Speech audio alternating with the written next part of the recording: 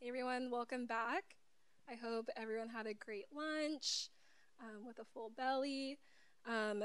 This next section of our meeting, we're going to be focused on the work that we're doing in the Central Valley. So we'll talk about the CV Salts program, the Irrigated Lands Regulatory Program, and also the Dairy Order. Oh, well, we'll also be talking about a law that passed last year called AB 2454, which is our tenants' right to well testing as well. All right. So one main nitrate regulatory program in the Central Valley is the CV Salts program. And CV Salts initially came from the State Water Board's Recycled Water Program and really focused on salt accumulation mitigation at first in the Central Valley, and then it later transitioned into nitrate mitigation as well. So it started off with the salt control program and then the nitrate control program, which is where most of my work and the organizations work that do the work for nitrate regulation in the Central Valley have been focused on.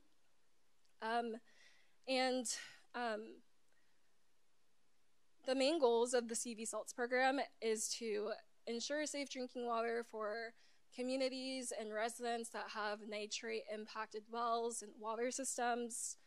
Another main goal is to, sorry, let me put my glasses. Another main goal is to restore groundwater basins, so to dilute the nitrate contamination that's already in the groundwater, and also to reduce nitrate discharges so that they no longer cause or contribute to exceedances of the water quality objectives or contribute to nitrate contamination. And in order to accomplish this, the Central Valley Regional Water Board and the regulated entities kind of work together in almost like a coalition. And the entities regulated in the CV Salts program include a wide range of dischargers, including irrigated agriculture, dairies, and poultries. There's also septic tanks included in this because they leach some nitrate contamination as well. And under the CV Salts program, entities called management zones take over the responsibilities of the dischargers. So dischargers contribute fees to the management zone in order to make sure that their duties are taking place. And some of those duties include providing interim solutions and also long-term solutions for nitrate-impacted private wells and water systems. And the main agencies that have oversight over this program include the Central Valley Regional Board and the State Water Board. So typically the Regional Water Board makes decisions on the plans that are developed under the CV Salts program, and the State Water Board has that larger oversight role where they kind of have oversight over the Regional Board and the management zones. And right now, to do this, the State Water Board has been holding annual CV Salts meetings during their board meetings in order to discuss the program's progress and goals.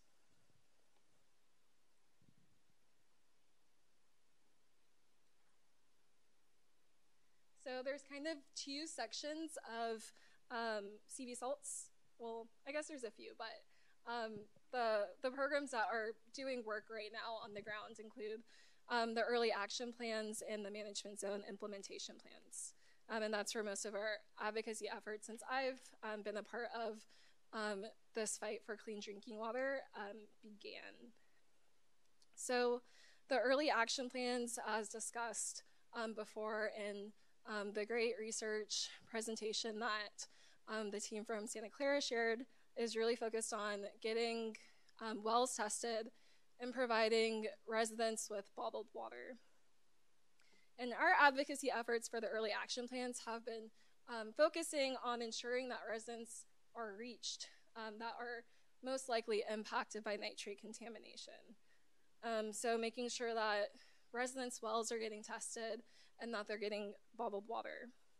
This is really the utmost importance, given that the proposed timeline for when nitrate discharges are, I guess, proposed to end would be 35 years, as proposed in some of the management zone implementation plans.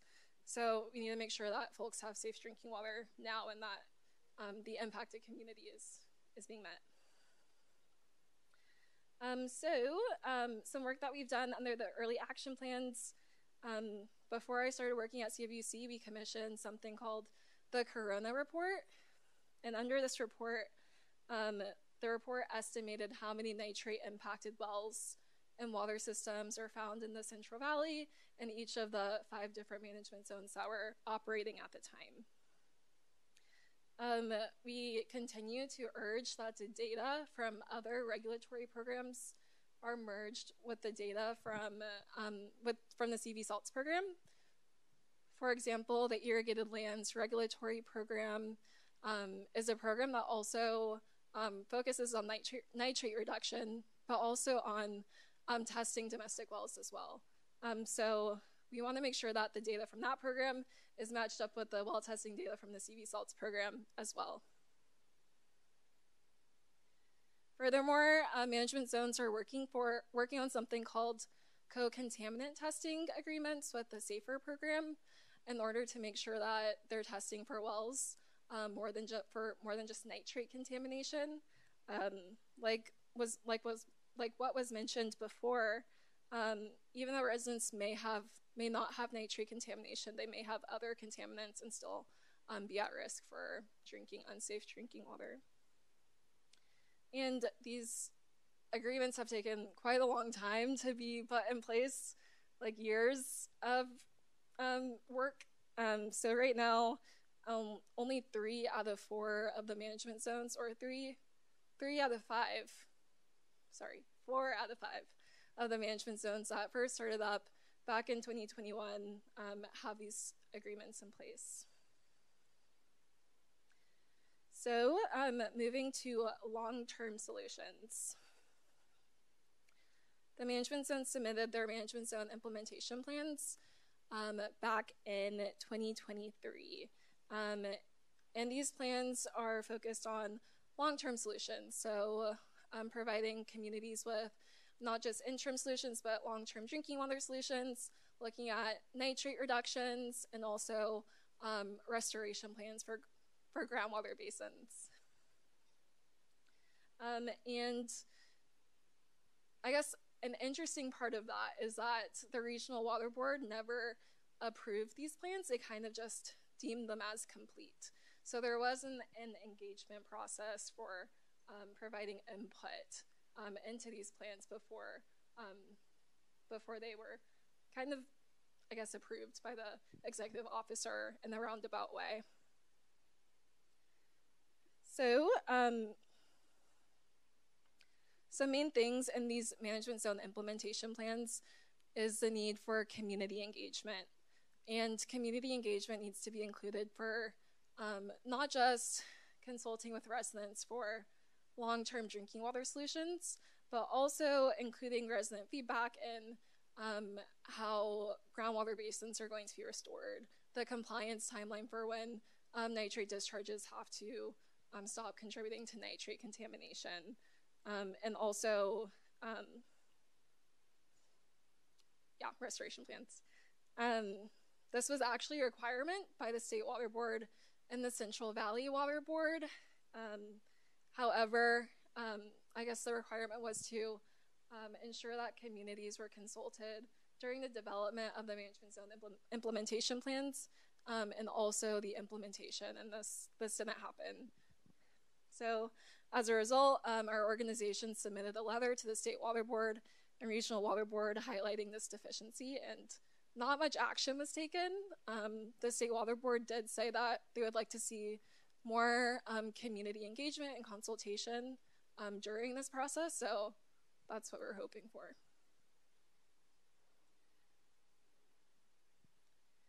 And another big part of these plans is drinking water solutions, more specifically how these solutions are going to be funded.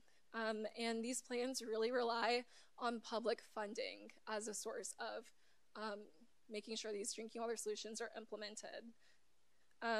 As you know, there's not a lot of public fund, or the need is large, and public funding can't cover the need for interim solutions and long-term solutions for the entire nitrate impacted area of the Central Valley. Even though the State Water Board states in their regulation that management zones can use public funding for these drinking water solutions, if public funding isn't made available to management zones are ultimately responsible for making sure that these solutions are deployed and funded.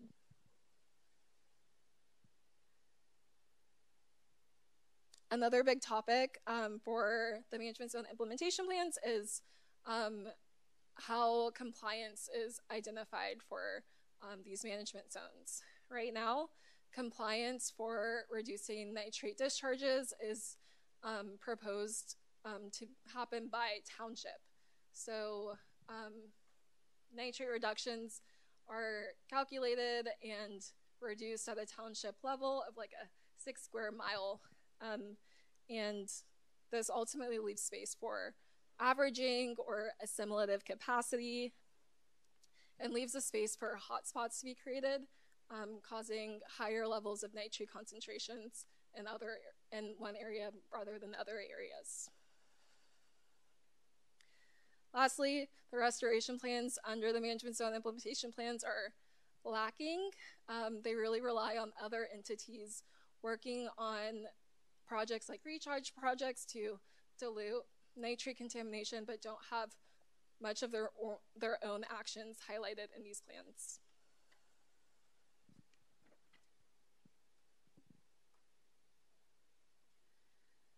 So after the executive officer deemed these implementation plans as complete, the next step is for these plans to be translated into waste discharge permits. So for example, the waste discharge permits for irrigated agriculture in the Central Valley will be updated with the contents of what's in the management zone implementation plans. And Jennifer is going to be covering a bit of what that program is like. Again, this program is also working to reduce nitrate discharges. To get this happening, the Regional Water Board will hold a hearing to adopt the finalized waste discharge permits with the contents of the management zone implementation plans. And we're hoping to influence these permits before they're approved by the Regional Water Board.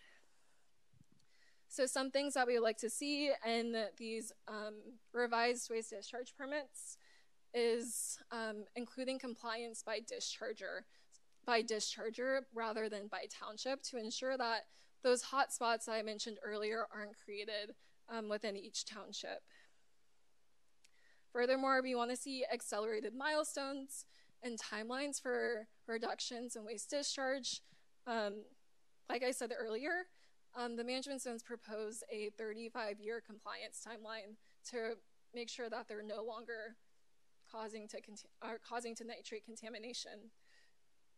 That's the maximum timeline set by the State Water Board, and they basically kind of defaulted to that rather than saying how fast they can actually reduce nitrate pollution. Furthermore, we want to know how these long-term solutions will be funded. We can't just rely on public funding for getting solutions to nitrate-impacted communities and families. And we need to make sure that we're holding dischargers accountable for supporting these solutions. And some of the work that we're doing around drinking water solutions in the Central Valley, we're meeting with some ag representatives to understand each other's expectations when it comes to management zones developing and supporting and funding long-term solutions. And we're hoping to have some potential ideas to share with the State Water Board with how management zones can step in and support the work that's already going on. We began these discussions in February this year. So lots of work to be done still. But again, the State Water Board wants to see some pilot projects which can serve as an example for future drinking water solutions from the management zone. And I guess to highlight some challenges that might help the discussion later on, the work that we do with the Central Coast Board is collaborative. They've been a great partner so far, but the work with the Central Valley Board is not as successful. There's been a lot of back and forth between us, and I guess that might be something that you may want to strategize on in the future, and Jennifer might want to share more about that relationship when she talks about the Irrigated Lands Regulatory Program. Yeah, I'll pass it over to Jennifer to talk about ILRP. Oh yes, sorry, Nick, to talk about AB 2454.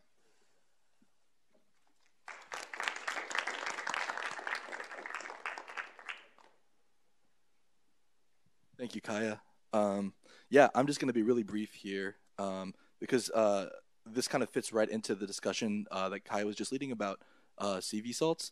And so basically, along with a lot of the flaws in CV salts that Kaya highlighted, there's a particular flaw that pertains to the fact that in order to participate in some of the short-term drinking water solutions under CV salts, you have to be a well owner. And that means that landlords are able to apply for it, and tenants can try to apply for it, but they have to get, sorry, I'm talking too fast, but they have to get their landlord's permission. And this can be extremely hazardous for tenants in the Central Valley, well, for tenants anywhere who are depending on their landlords. You know, for example, dairy workers who might be living on the property of the landlord who is also their employer. It's an especially precarious living situation and employment situation.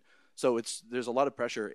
So we actually helped Santa Clara University with the surveys that they did in the Central Valley, and we discovered that pretty much all the dairy workers that we talked to had no idea about the CV salts program.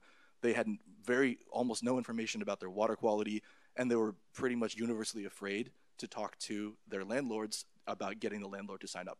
So we were excited to hear about this law that was passed last year. AB 2454 tries to address, I'm still talking too fast, I'm so sorry. AB 2454 tries to address this issue of tenants having to go to their landlords to get their landlords to sign up for these drinking water solutions by putting the burden on the landlords. So basically, for landlords who have tenants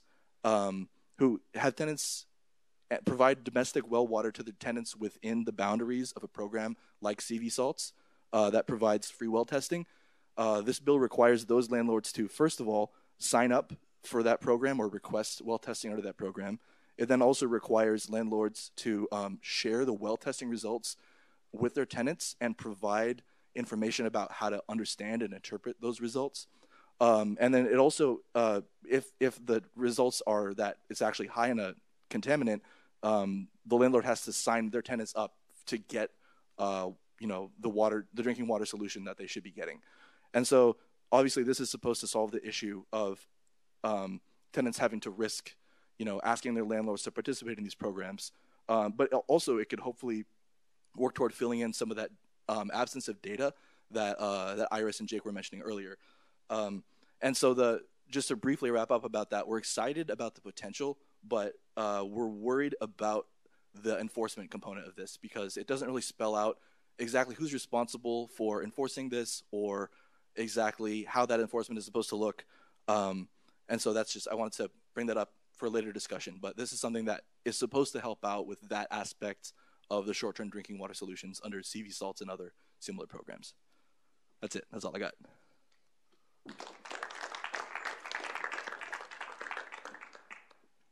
Okay, let me find the clicker. Okay, great. I don't like these because they come up to here on me, so I'll just stand here. So let's see if I can figure this out. Oh, perfect. So I'm talking about the Central Valley Irrigated Lands Regulatory Program. And I just kind of want to do a quick recap of how we got here. So when the Porter Cologne Water Quality Act was passed in 1969, and for 30 years, agriculture had an unconditional waiver from the Porter Cologne Water Quality Act, and they still have a waiver from compliance with the Clean Water Act. So they got to do whatever they want. It was the Wild West. We had studies coming out showing nitrate contamination, and so finally in 1999, legislation was passed saying that has to end. The first orders were adopted in 2003, and they didn't include groundwater at all. And then in 2008, both the Central Coast and the Central Valley boards started working on groundwater orders. And three of our groups, I think it was CRLA and Community Water Center and Clean Water, we joined forces because we just didn't have a lot of resources and joined this stakeholder process. The first meeting of that stakeholder process, we were adopting goals for the process. One of the goals that the Central Valley Regional Board had was provide safe drinking water for all Valley residents. And I was there, I think either Laurel or Martha was there, and 58 ag representatives were there. You know how many ag representatives voted for that goal? 6. So, and one of them said, can we temper this a little bit? Can we say where feasible? And then I started laughing and had to leave the room for a couple minutes and then came back. But just say that they're a little better now than they were then. But the first order, both the Central Coast and the Central Valley boards adopted the first order regulating groundwater in 2012. So remember that the big strategy that ag follows is delay. Everything, as long as you can make it take longer, that's a win. And I think one of the hallmarks of the Central Valley order is how long can you make everything last. So anyway, we have about 5 million acres that are covered by the ag order. About 3.5 million are considered high vulnerability areas subject to nitrate contamination. And we operate by coalitions. There's 14 coalitions in the Central Valley. And honestly, the cost of the staffing of the program is so minimal that there's no way the Central Valley Board could enforce an order of any size. Okay, so just like the Central Coast, the Central Valley order was adopted in 2012. We petitioned the state board to make some changes to it. Unfortunately, it took until 2018. State board really feeds into the ag coalitions because everything takes too long. So 2018, they finally adopted an order, and they have some requirements. The testing of on-farm wells from 2012, which the Central Coast has been requiring since 2012, submission of nitrogen information, and then this weird development of nitrogen removal coefficients. That's the R number in A over R. In order to determine how much nitrogen is taken off the field, you need to understand how much nitrogen. Sorry, every once in a while I'm going to slow down and you'll know that I'm being coached here. So R is this nitrogen removal coefficient, which ended up taking a little extra time. But what I think is interesting here is what the state board, these are all precedential. Every irrigated lands program in the state has to use these. But what they don't have to do is prepare groundwater quality assessment reports, develop high and low vulnerability areas, develop groundwater management plans, develop management practice evaluation plans. And those are important because when you're trying to figure out how to reduce nitrogen leaching to groundwater, you need to know what practices are protective of groundwater. And yet it isn't part of the state board's decision. And then development of water quality formulas, values, and targets. We negotiated with agriculture to try to understand, to get a common understanding of what it would take. Like, what are those compliance numbers? Because we weren't getting that information from the water board orders. So this is our effort to do it. I have to say it hasn't turned out all that well, but we're still working on it. So I think the thing to think about is we've had a lot of problems with the Central Valley Water Board, but the State Water Board has been no help at all. They've perpetuated that strategy of delay that is so friendly to agriculture and so detrimental to safe drinking water. So what we're doing right now is looking at these water quality targets that agriculture has developed to try to understand whether they really are protective of groundwater. We have quarterly meetings with program staff to try to understand what they're doing. They do very few inspections. They mostly are paper pushers. They spend most of their time making sure that people have signed up for the program, which is great, but it's been 10 years now. At some point, they really need to start looking at water quality. And then we just did these comments on acceptable ranges. So one thing that the state board required was that the regional board develop a range of protective, develop a range of protective numbers for the amount of nitrogen you could apply. So that acceptable ranges, it turned out to be a really awful document. Nat should tell us all about that. Basically, if you remember that, what Jake presented earlier, the scatter plot showing the percentile use of nitrate, they want to use that as their acceptable range for nitrate application. So in other words, as long as you're doing about as well as everyone else or not too much worse, you're okay. And that's just stupid. I mean, it's just stupid. And then what's going to happen is this is the Irrigated Lands Program. These are the existing orders into which the CV salts plans are going to be incorporated. So in a year or two, we're going to have new waste discharge requirements that will presumably tell us what's going to happen in terms of mitigating drinking water contamination, how we're going to reach sustainability, and how we're actually going to restore groundwater basins. So I'm not holding my breath because once we petition, it's going to take the state board another 5 to 10 years to work it out, unless we can figure out how to kind of put a stick, excuse me, I shouldn't say that, advocacy goals. So what we want to do is put a stop to increasing nitrate contamination. The reason why we started to do this process, which is so boring. So I often call my job description, I'm bored, so you don't have to be, but you guys have to be because we need you, because we can't keep up. We can't just treat our way out of nitrate contamination. We have to prevent it. And that's what we're trying to do with this program, is prevent additional nitrate contamination. It's like we're pushing that rock uphill, but it keeps rolling down a little bit. Ensure that monitoring and control efforts don't result in hotspots. Because we're doing all this aggregated data collection, you have a real issue about whether we're going to have these communities who are in a toxic zone when even though the rest of the areas is said to be in compliance. We want to develop enforceable numbers, like what constitutes compliance, what constitutes non-compliance. We don't have that yet. As Nat said, we don't know what that means. And then we need to have enough monitoring to confirm the monitoring results. And I would say that challenges, we've got a regional board that is actively, at least I would say administration, that is actively hostile to our efforts. I mean, maybe it's my bad temper, but we tend to fight every time we have a meeting. We need to have more data so that we can understand what's going on and what's going on underground.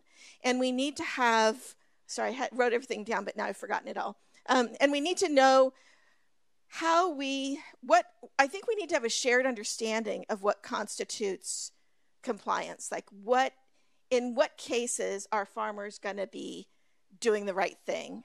Because they spent, I think one difficulty we have with the CV Salts program is that they now get to put a little halo over their head because they are because they're providing safe drinking water to about 3,000 homes right now across the valley. It's about 40% of what we thought there should be 5 years ago. So I think the number's gone up a bit. So we need to figure out how to do that. Thank you. Oh, sure.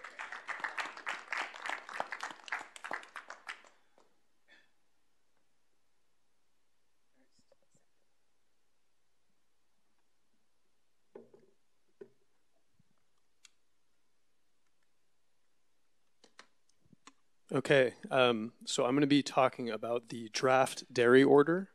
This is one part of the nitrate management problem that a lot of other people have described at different levels. So this is related to the regulations that will be proposed by the Central Valley Regional Board for dairy CAFOs within that region. This is an order that came from the state Water Resources Control Board. So it is addressed to the Central Valley Board, but also has some elements that apply statewide. A little bit of background that's relevant. This order was published in response to a petition that goes back to 2013 when the previously effective dairy waste discharge requirements from the Central Valley Board were released. So for 11 years, the state board has been sitting on this and trying to respond to the issues that were raised in that petition. So that's part of what it does. It includes findings that address some of the questions raised by the petition, including the legal consistency of the prior waste discharge requirements with state law, but also it has a much broader finding that is particularly interesting, which is that it characterizes the land application of dairy manure primarily as a waste disposal activity. And this has hurt a lot of feelings in the agricultural industry. They say that there's a long-standing problem of over-application of manure and that the approaches in the past have been inadequate to regulating nitrate discharges to groundwater. So that's a great place to start. It also finds that the indefinite time schedules that existed in the prior regulations were inconsistent with state law. So as Nat and Jennifer and others have mentioned, there needs to be specific timelines towards achieving nitrate discharges that are protective of groundwater. What existed before allowed for indefinite postponement of those standards. But unfortunately, the order also concluded that simply having very long time schedules does not violate state law.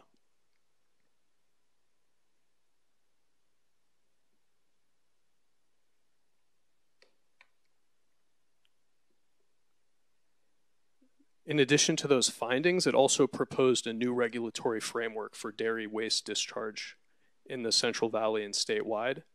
That includes a nitrogen discharge limit.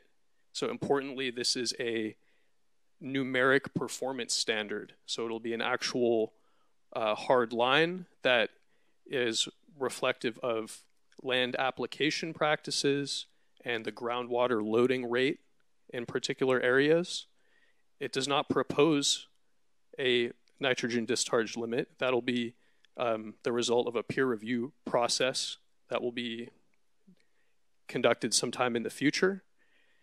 It establishes kind of the final time limit for compliance once that is put into effect, which is consistent with CV salts and unfortunately would extend out up to 35 years. And it also proposes additional measures which include whole farm nitrogen accounting.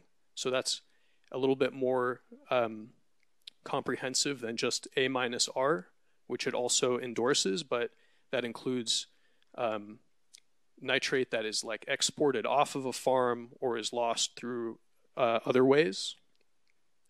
And also importantly, it endorses the Central Valley Dairy Representative Monitoring Program, which is a third-party independent entity made up of dairies. The state feels that essentially outsourcing a lot of the administration of the program to that third-party group would be beneficial going forward.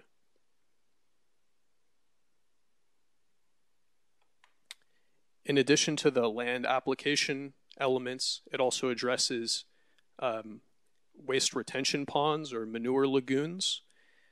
So it sets out a standard construction requirement for new or reconstructed ponds, which is a double synthetic liner.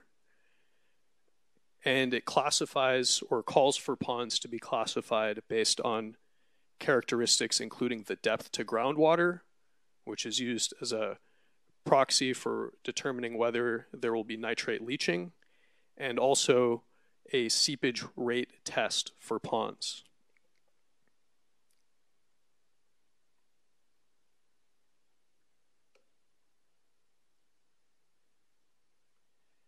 Additionally, it sets out an alternative water supply requirement for all dairies that are causing or contributing to exceedances of nitrate in groundwater.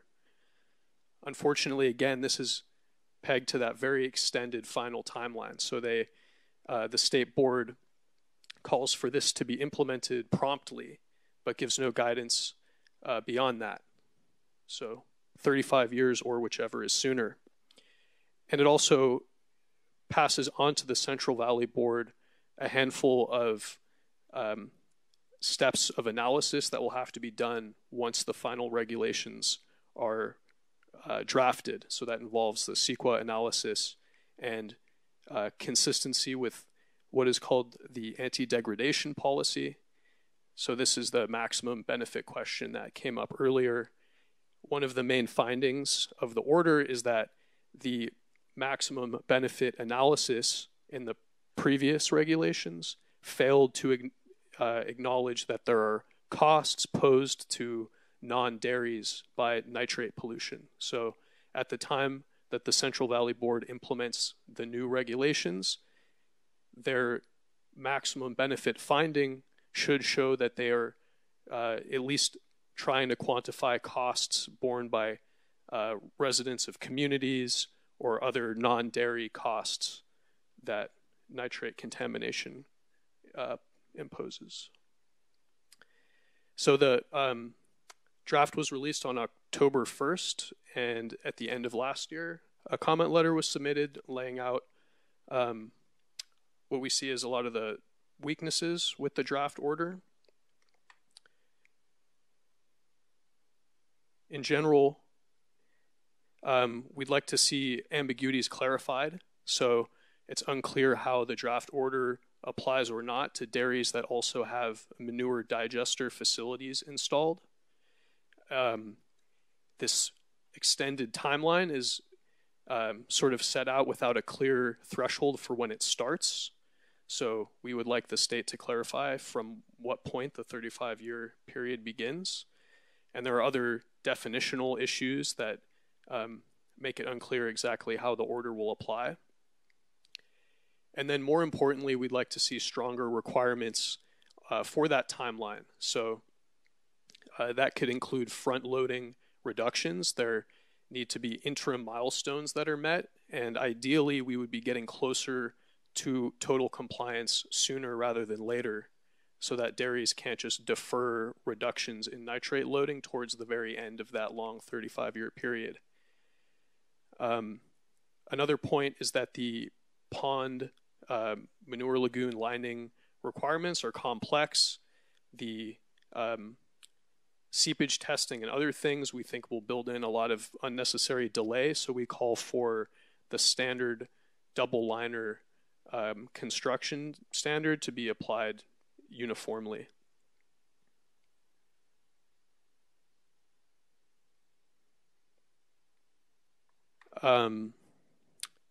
Also, alternative water supply. This needs to be much clearer in terms of the timeline for implementation, and ideally it would be as fast as possible. We propose, I think, 1 year for Central Valley dairies that are outside of the management zones. And because aspects of this order are precedential statewide, their alternative water supply requirements will also be effective for dairies on the North Coast and in regions that aren't the Central Valley. And then we push back on the state board's analysis of the legal failings of the prior regulations. One of the conclusions that it makes is that it's okay for there to be reductions of groundwater quality below standards, as long as it's interim and part of that long timeline for ultimately achieving compliance. Firstly, without a clear set of milestones to achieving ultimate compliance, we don't really know that interim reduction would be temporary.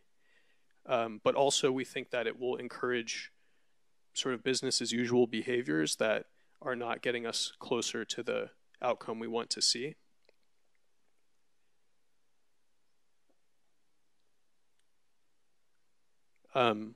So again, this is just a draft. It came out at the end of last year. I think we're still looking at probably the end of this year or into next year for a final order to come out. Since we submitted the comments, there haven't been many opportunities to engage in this process, but the next step will be meetings with state board members to try to articulate some of the criticisms that I've laid out today, but also to push back on some of the feedback that we know the dairy industry has been putting forward. And then, of course, there will be continued engagement on a revised draft whenever that comes out. And I think a main takeaway from this draft order is that ultimately, even though we have this very positive step in the waste characterization of dairy manure land application, the problem posed by that has been obvious to people who have worked on this issue for a long time, and we're not seeing a corresponding effort by the state board to quickly move towards numeric restrictions that will actually get us where we want to go in terms of protecting groundwater quality.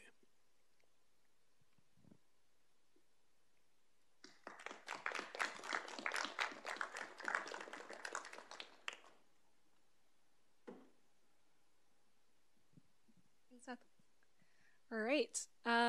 Does anyone have any questions or comments about the work being done in the Central Valley?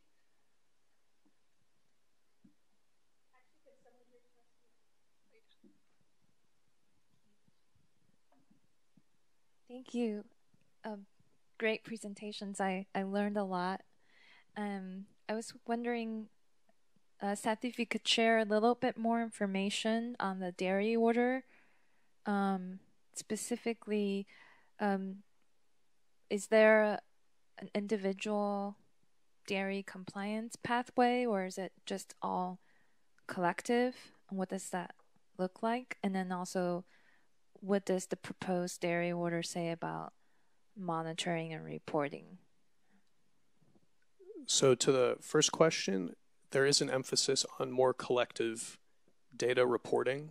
It's but by elevating the representative monitoring program reports, it calls for kind of a more efficient collective reporting process. But also there is an element that so it's not going to be more field level reporting, I guess. There's more grouped.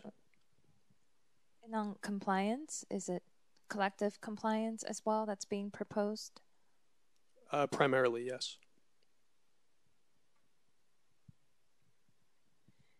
All the way in the back. Hi. Arohi from NRDC.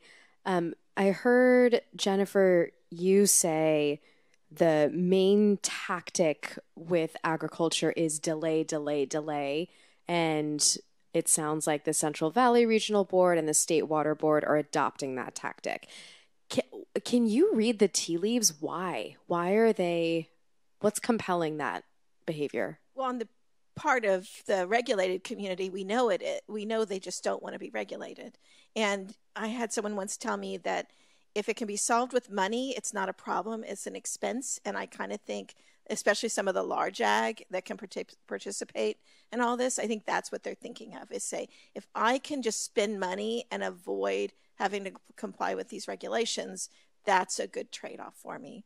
For the regulated community, I think you have a lot of mixed messages. So remember that this program came from nothing. So you're taking a program that goes from nothing to something, and it's a significant program. It's hugely expensive, And because the water board gets almost no general fund money, during the Schwarzenegger administration, they were taken off almost all of their general fund support. So they already had these huge permit increases, permit cost increases in the 2008, 2010 range. And then this came in, and starting in 2012, their costs went up more. And then when they started doing replacement water, those costs went up again. So I think it's a really expensive program. They get a lot of blowback on the costs, and I think it makes them really timid about moving forward.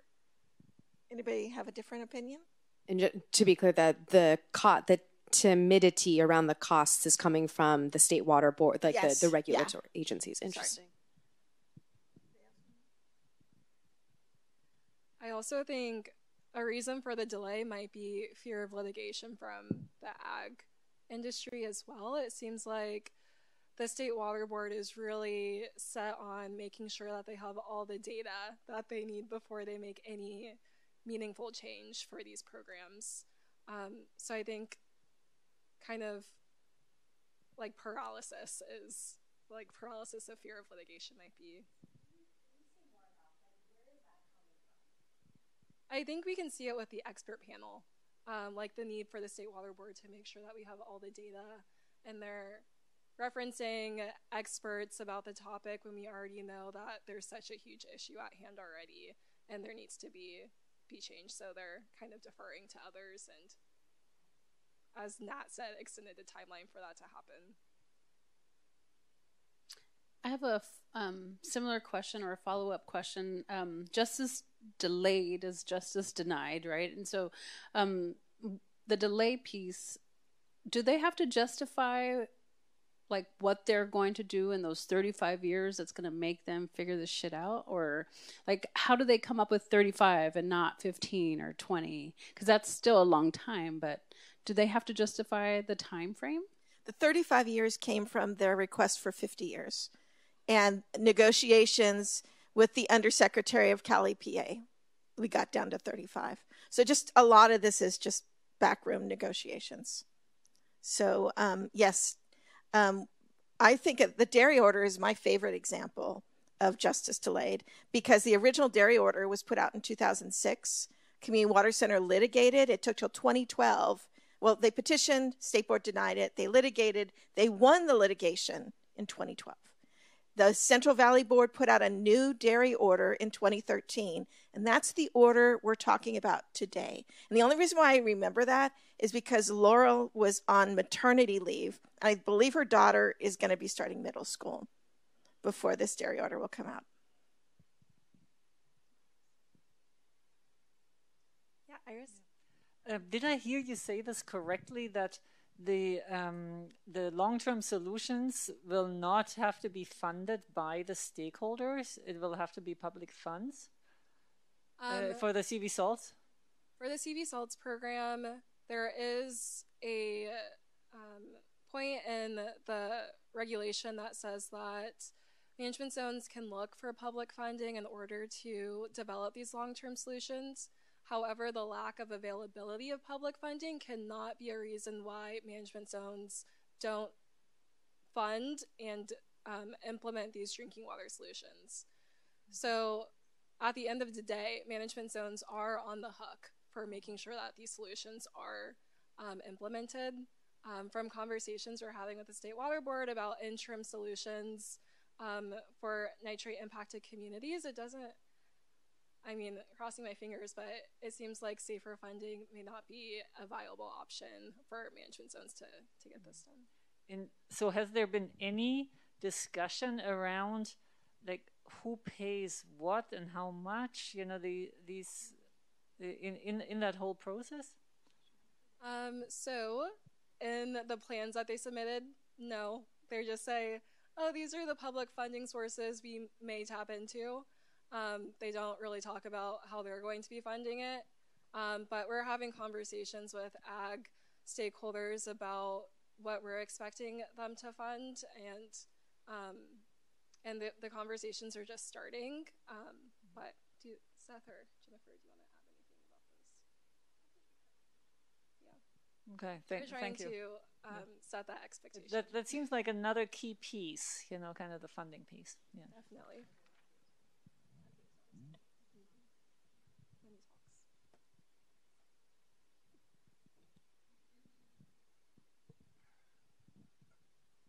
Is it possible that you can make the dairies smaller and make them clean twice a day, pick up their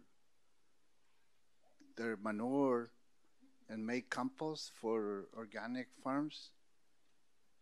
That will be a solution that can be enacted right away.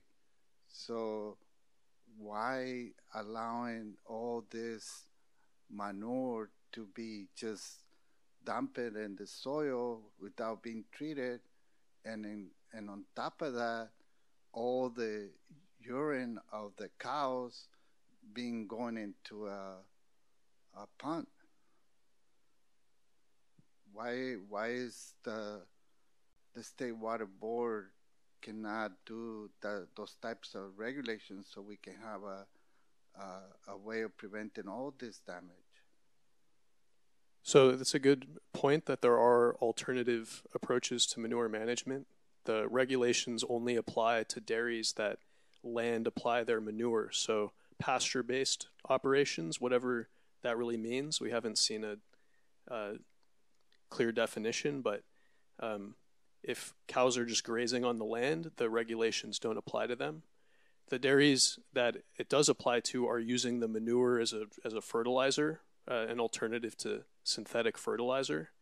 They're just over-applying by many times the agronomic rate. So ultimately, the dairies are getting the benefit of disposing of the waste without paying for it to go somewhere, and they're growing crops that they can then feed to their herds. They argue that it would not be economical for them to operate in any other way. And in fact, what we've seen, I think, is a increasing intensification of the dairies. So rather than more smaller dairies that might be able to manage their manure in a more holistic way, we're seeing larger CAFO operations that concentrate this problem. I wish I had a solution, as your question called for. So you're a lawyer. Tell me, can we regulate agriculture, what they grow, where they grow it? So, for instance, can we regulate the size of a CAFO? Can we say you can't grow corn in a high vulnerability area? I mean, does the board have the ability to do that? I don't think we could pass a law, but does Puerto Colón allow that? I would say so. And I think what we're seeing is that the board is kind of shirking a responsibility in favor of protecting the agricultural industry, and the dairies in particular. So, Jennifer, I think you raised a really good question. And I think, Horacio, you raised a really good question too. And Seth, I think you did a really good job answering it. In the development of the dairy order, we suggested setting essentially a ratio between herd size and the available field acreage that you could apply your manure on. Because fundamentally the problem is that with the intensification of the dairy industry over the last several decades, we have these giant operations that don't have enough fields to absorb the nitrate that's in the manure. And the problem is getting worse because they keep getting more concentrated. That suggestion was not taken up by the state board in its draft order, but I do think it's an idea that's out there. Is if we spread this industry out a little bit, then or if we require them to have more fields available for nitrogen application, then the problem would be quite so bad. But they haven't bit on that. And I think, yeah, Seth, to your point that the dairies say that it's not economical to export their waste, I mean, that is an uninternalized externality of their operation. Saying it's uneconomical is not really true because someone else is paying for that, and it's the people who are drinking the water. And then, Jennifer, to your point about can we say, no corn here? Can we say herd cap size? Can we put some of these hard limits on? I think there's a provision in the water code 13360 that says that the state board or the regional boards can't specify the manner of compliance with a permit. And I think that some of those rules, I think it's an open question whether we could say some of those particular things that you suggested, but I think that the lawyers for ag would probably say that might run afoul of 13360. So I think it's something to think about, and maybe we should repeal it, but that's just me.